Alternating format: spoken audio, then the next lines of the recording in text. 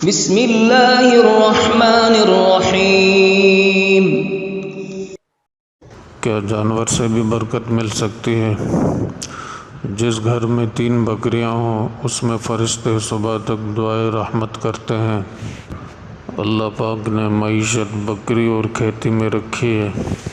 بکری کی خدمت کرو کیونکہ یہ جانور جنت میں سے ہے۔ بکری والوں میں سکینہ اور وقار ہوتا ہے۔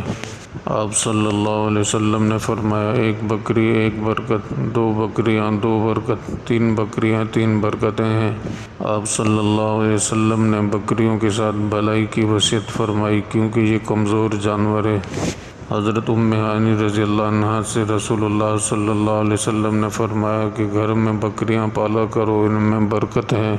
وہب بن کیسان فرماتے ہیں کہ میرے والد سیدنا ابو ہریرہ رضی اللہ عنہ کے پاس سے گزرے تو سیدنا ابو ہریرہ نے پوچھا کہاں کا ارادہ ہے؟ تو میرے والد نے عرض کیا کہ میری کچھ بکریاں ہیں، ان کے پاس جا رہا ہوں۔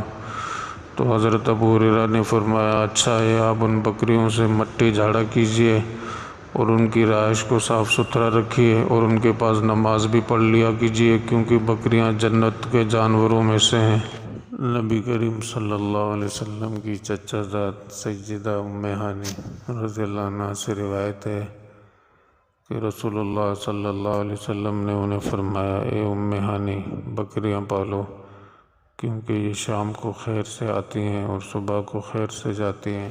حضرت ابو ہریرہ رضی اللہ عنہ سے روایت ہے، انہوں نے بیان کیا کہ نبی کریم صلی اللہ علیہ وسلم نے فرمایا، تم لوگ بکری کے ٹھکانے میں نماز پڑھو اور اس کے ناک سے بہنے والا پانی صاف کرو یا مٹی صاف کر دو کیونکہ یہ جنت کے حیوانات میں سے ہے۔